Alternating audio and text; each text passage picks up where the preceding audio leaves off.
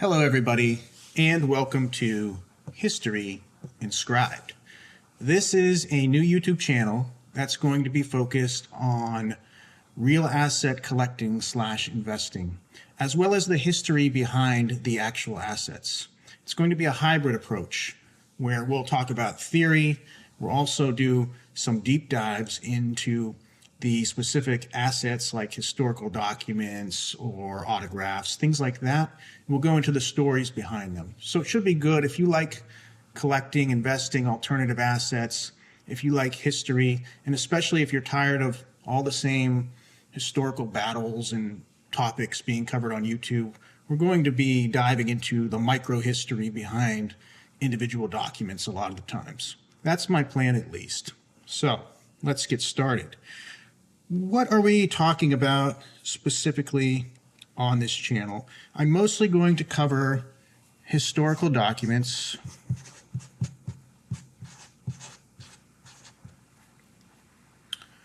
currency with a focus on colonial currency, and autographed 8x10s, or just autographs in general. Now, when I say paper assets, there are a lot of different categories that we can go into, and I will maybe go into some of those at times. There's the general ephemera market, and that kind of means anything small that's usually more recent and very, very niche. Ephemera.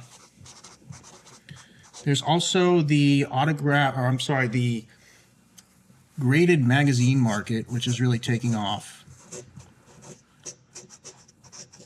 Things like vintage postcards,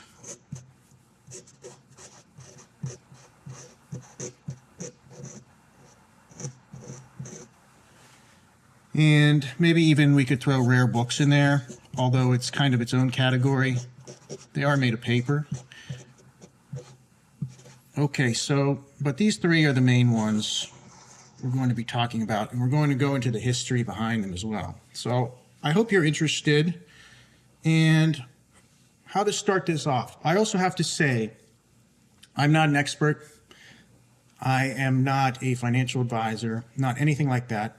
So everything I say should be taken with a grain of salt from now into perpetuity. It's only for educational purposes. And this is also going to be kind of a lo-fi channel. There's not going to be huge production values. So I hope you're looking for an information-based channel and maybe some longer videos on these subjects. Now, for the first topic, I wanted to maybe get everybody on the same page, and I was struggling with finding out or thinking of a way to do that. And so I thought the best way to do it might be to talk about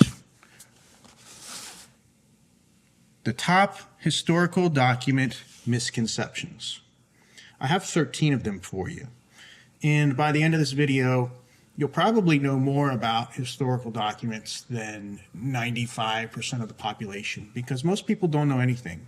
And there's a lot of these misconceptions out there, and I think I'll be able to clear them up for you. So let's get started. Number one, and by far the biggest misconception about collecting historical documents.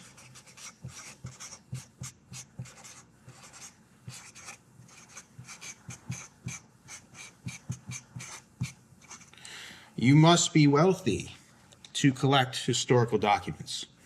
This is really not true at all. Historical documents, any piece of paper or multiple pieces of paper that have some kind of story attached to them from the past, that's basically what we're talking about in this first video. They run the gamut from very affordable to very expensive.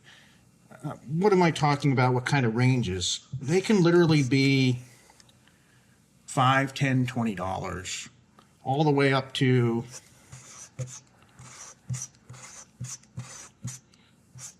like 5 or 6 figure documents for an old piece of paper. And that's because The supply and demand is at work with these, of course, like any asset in the free market. And people will pay a lot for something they care about that's also scarce. So when you put those variables together, supply and demand and the story behind these documents, you can see there's a huge range here. So don't let anyone tell you, well, you need to be very wealthy to get involved in this. There's no point. Hopefully in the next video we do, if I can get my overhead set up in time, will be a deep dive into a document that I got for the price of a sandwich, and it's from the 18th century. So there are deals out there. Obviously, the more money you have, usually the more unique and historical in nature the document will be, but that's not always true. I also have gotten great deals where people did not know what they have. And there's a lot of that in this section of the collectibles market. So I just want to clear up that you do not have to be wealthy to practice the information in this video. I'm not wealthy. I'm a wagee. I work about 70 hours a week. So what I'm basically saying is if I can do it, anyone can do it. Now, number two,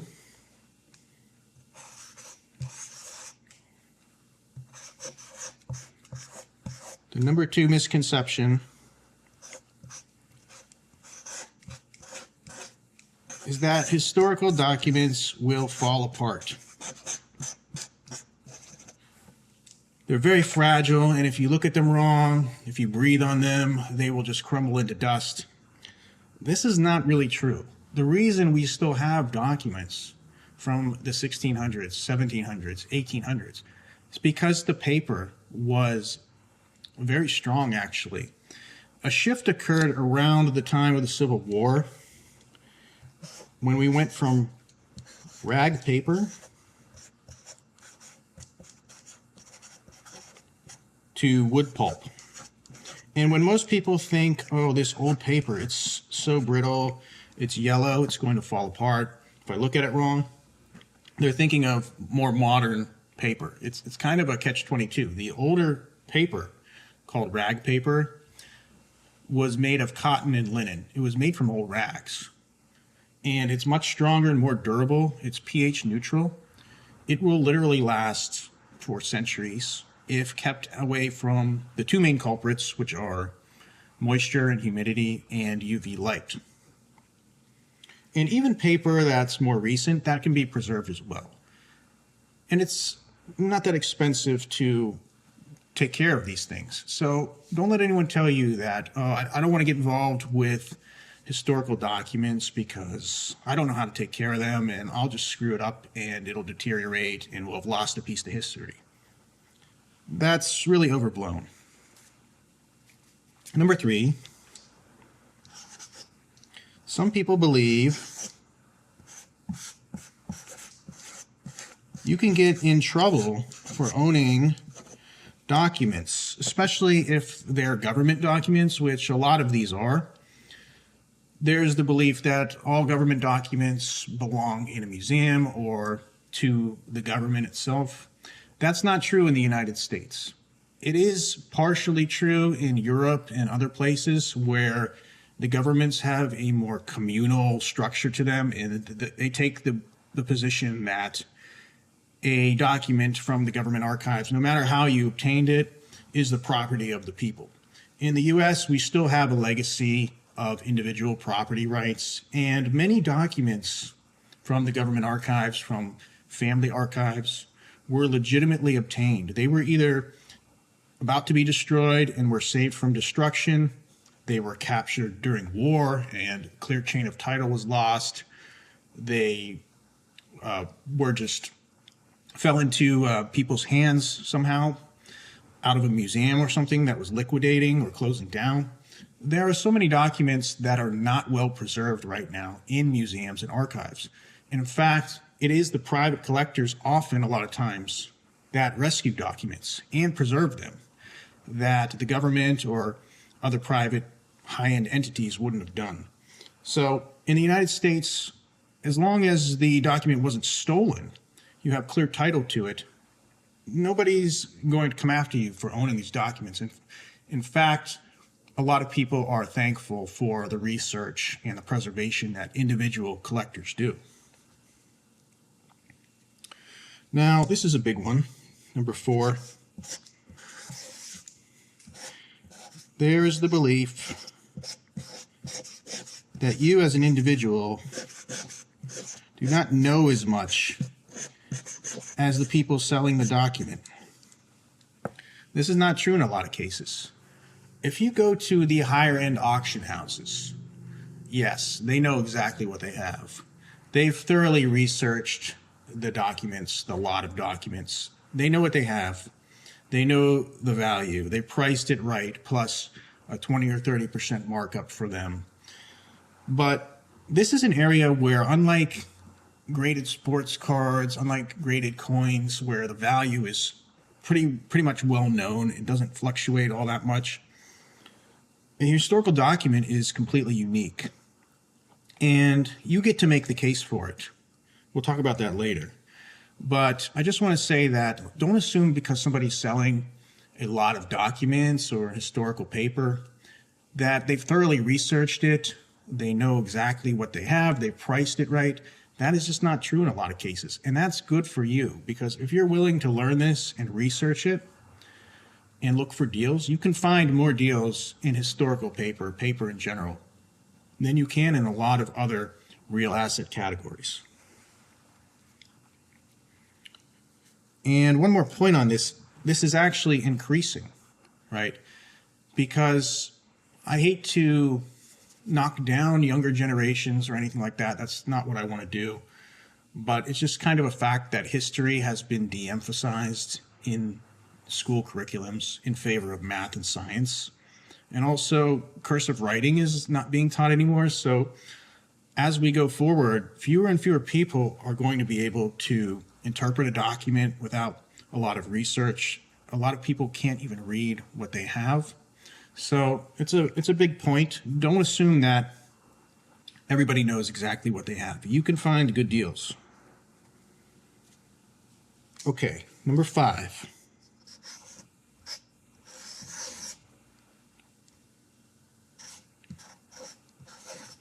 Some people think that this only includes government documents.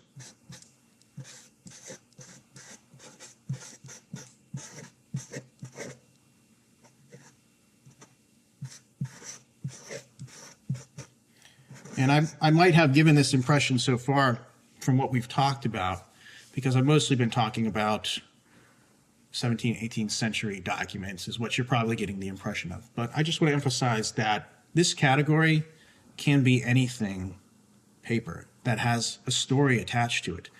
The story is the glory, as they say in this field. So you can focus on, yes, American Revolution type stuff, early federal documents, Civil War letters, things like that. But you can actually focus on anything, any time period where the writing survives, any even modern times. I was looking at some video game ephemera that I think is really a burgeoning category. I mean, that category is just about to explode, I think, in the next few years of people collecting the original paper and related paper from vintage video games. So be creative. You can specialize in whatever sub-niche you want to, and actually the narrower the better, because the narrower you get, the more you know about that specific topic, and you can become an expert on a tiny niche, actually, and that'll help you become more efficient and find better deals. So it's a broad category. It's not just ledgers and land grants. It can be anything. Okay.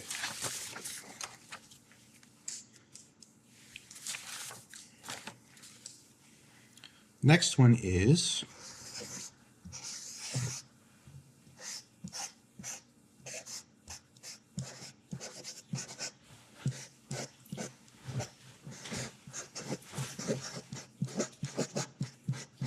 fakes are everywhere. This is overblown. When people say that you have to really worry about fakes, they're mainly talking about autographs and actually modern autographs. That's where authentication and third-party grading will really come into the picture. But actually, it's really hard to fake old documents, especially before a certain time period, before the mid-20th century, because the way these documents were made was, once again, rag paper. They were made from cotton and linen placed on racks, and the racks left distinct lines, both horizontal and vertical, called laid lines if they're horizontal, and they're called chain lines if they're vertical. And you can't just pop a piece of paper into a modern printer and print out rag paper that anyone who knows even a little bit about this topic will think is authentic. It's just not going to happen. Likewise, the writing that people did with quill pens and such, it used something called iron gall ink. And the iron gall ink will actually burn into the paper because the ink itself is acidic, but the paper isn't. So it's burned into the paper after all this time. And you can't just print something that replicates that because the ink is going to be laying on top of the paper. So once again, it's very easy to confirm. A lot of people can't write like that anyway. They use different styles like Spencerian, copperplate, secretarial hand. It's just really, really sophisticated writing that almost nobody can do nowadays. And it's just not worth it for most documents. Yes, if someone wants to forge a John Hancock signature, they could try that, a cut signature or something. But to forge a whole document would require so much time and effort, it probably wouldn't even work.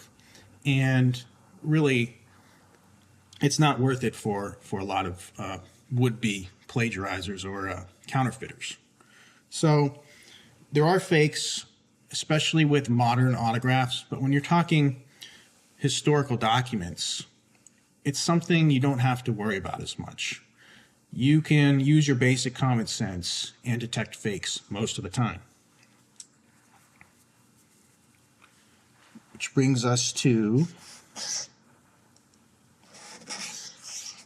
our next point.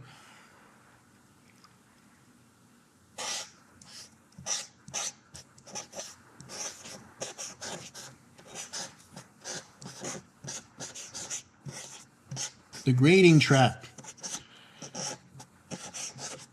Historical documents, for the most part, are not third-party graded or authenticated.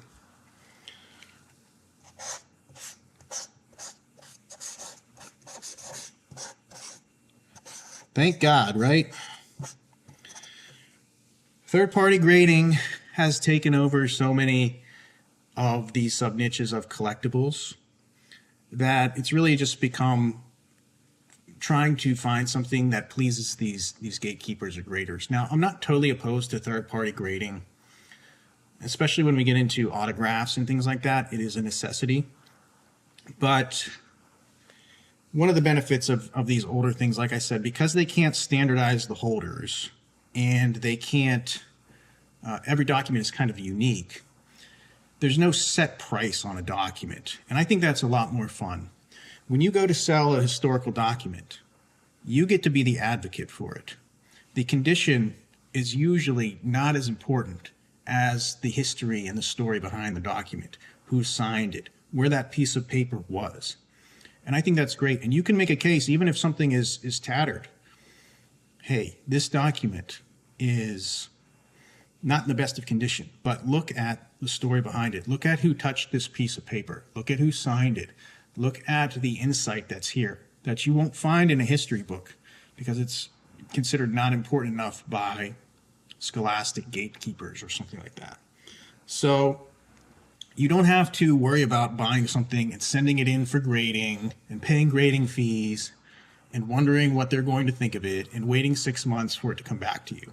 I think that's a great selling point for historical documents. Okay. Number 9.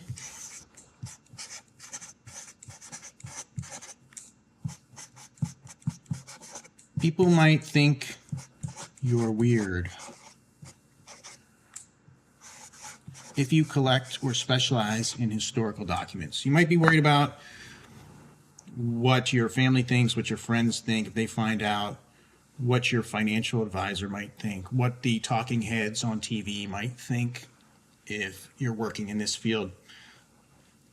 I found that people really, for the most part, since they don't know anything about it, they just kind of say, oh, that's cool. Or they will think that maybe you're like really smart, you're some type of professor, which you definitely don't need to be.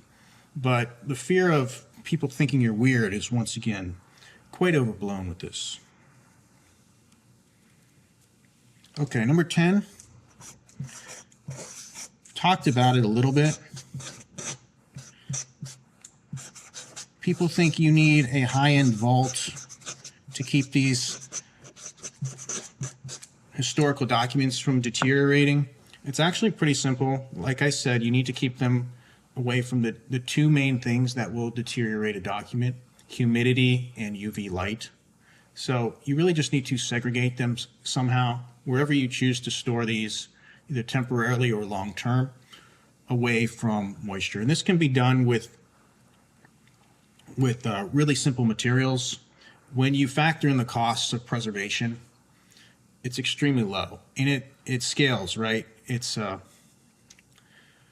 becomes very efficient, because for the same price you can secure all your documents from deterioration. You don't need to keep adding more and more with each document, if that makes sense. Okay, number 11.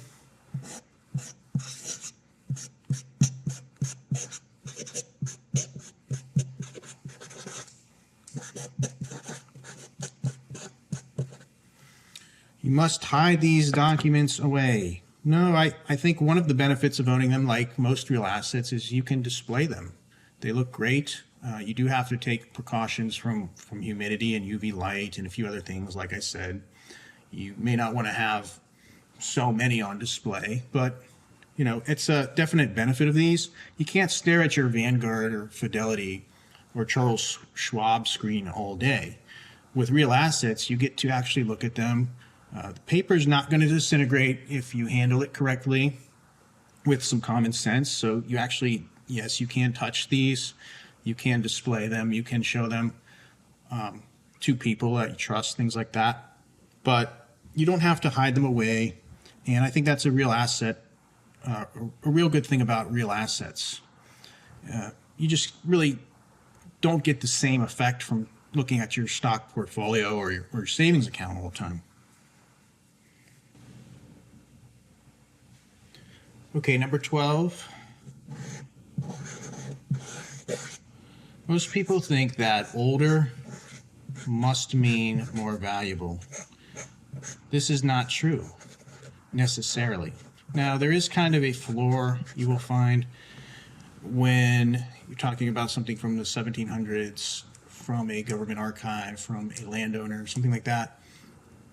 Yes, there's kind of a floor to that, where even if it's the most dry, boring document, it's still from the 1700s and it survived. So there's kind of a floor. But really, we're talking about the story behind the document. So you could have something very old that's kind of boring, doesn't really provide a lot of insight, and that will not be as valuable as something newer that is just incredible in terms of insight, maybe who was involved with that piece of paper, who signed it, that kind of thing. So don't just assume that, well, the more money I have, the older I can buy, and that's a better document. You really have to analyze and look at each document individually. And this is what I like about it too, is all those history videos you watched, all that time reading history books, you can actually put it into practice where it works for you. You can actually turn that into an advantage instead of just a hobby or a time sink. It's actually going to work in your favor. The more you know about history, especially sub-niches, like I said, tiny little niches of history that involve certain documents, you're going to really become efficient and find some lucrative deals doing that. Okay, number 13.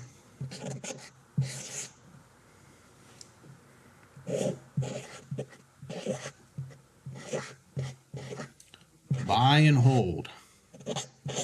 Sorry, I'm running out of space here, but that's good. With a lot of collectible categories, this is the only thing you can really do. You find something that you think will go up in value, you buy it, you store it. Someday you hope it's worth more and you can sell it. Now that is certainly one of the main ways to make a profit in collectibles and in collectible paper as well. But historical documents, paper in general, is kind of unique, mostly historical documents, I'd say. It's unique in the fact that there are other ways to make money off of the document, and that's kind of rare. I guess you could say something like vintage electronics, if you're buying them and repairing them or something like that, you're adding value. But with historical documents, you can add value to your purchase besides just waiting and being a custodian, waiting for the price to go up. Because you can do something called research arbitrage, where the seller didn't know anything about their document. They didn't want to take the time to find out. They didn't write a very good description. They priced it wrong. They put it in the wrong category on eBay, something like that. You can take that document, you can research it, you can find out things about it. And I've done this personally. And you can add value to it because that story was unknown until you put the time and effort into it. And now, if you ever want to sell that, you can tell people, hey, this is the deal with this document. And you can write a great description for it. And you can provide your research as well. And that document is now more valuable because of the time and effort you put into it. You can also assemble collections, right? So you can take these various documents from disparate sources and create a collection. And that collection will be maybe more valuable than the individual documents. So I like that. It's not just a simple buy and hold. It's not just waiting for the price guides to say that the value's going up. It's not waiting for inflation to tell you that, yeah, this is worth more than you paid for it. There are different ways to add value to these historical documents in many cases. Okay, last point.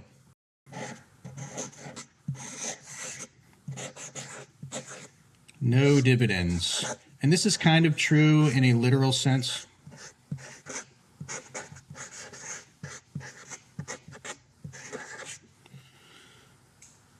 Yes, owning a historical piece of paper, strictly speaking, does not pay dividends. You cannot sell covered calls on your historical piece of paper. But I would argue that there are intangible dividends to this as a hobby, as an alternative asset strategy. And those would be that you get to learn a lot about history that's not going to be in the history books, for instance, because we're dealing with microhistory, things pertaining to single individuals, a few individuals, a distinct moment in time, things that are contained in one letter, one manuscript, one document, one ledger, one land grant. They tell a story. And so you're going to learn history that you would never learn otherwise. And this could be an asset to you. If you become an expert on a very small sub-niche, you raise your profile professionally. Maybe not, but maybe someday that might come in handy. You can make connections that way. It's a very small circle of people who know anything about this. So if you're one of them, that could be an asset to you. Also, sharing these with, like if you have children, sharing these stories with children, with family members, I would say that's a great dividend. It's a great hobby. I would say also you can rescue documents from, let's say, a family that has lost track of those documents and they've somehow ended up in your hands. And maybe those people would love to learn about their ancestors and things like that. Maybe you found a rare document, a little scrap of paper that's been lost to history. You can send that in or send a scan to the historical society that pertains to that document, things like that. And you can really build connections that way. So yes, strictly speaking, there are no monetary dividends, but I would say that there are fringe benefits or intangible dividends with collecting these. Okay, I think that's enough for today. Now, I covered 14 points, not 13. I added one at the last minute, so that's, I hope you got a good overall impression of what we're going to be talking about here. Now, like I said, not everything is going to be Blackboard videos. We are going to look at specific historical documents and go into both the acquisition process of those as well as the history behind it. So once again, if you like anything to do with alternative assets, wealth building, history, especially American history, and especially colonial early American history, that's a lot of what we're going to be looking at, but not all. So I want to ask you, you probably heard this a million times, you're probably sick to death of it, please sign into YouTube and subscribe to my new channel. This will help me know that anyone is interested in this information. And like I said, I do work 70 hours a week, usually, sometimes 60. I think a lot of people are just completely strapped for time now, so that's not unusual. So the more engagement I see, likes, subscribes, comments, that'll help me really know to prioritize this channel or not. And hopefully you liked what you saw. Please feel free to leave a comment. If there's anything you want me to focus on more or less, that would be really helpful to know earlier than later. So thank you. Thanks for watching History Inscribed.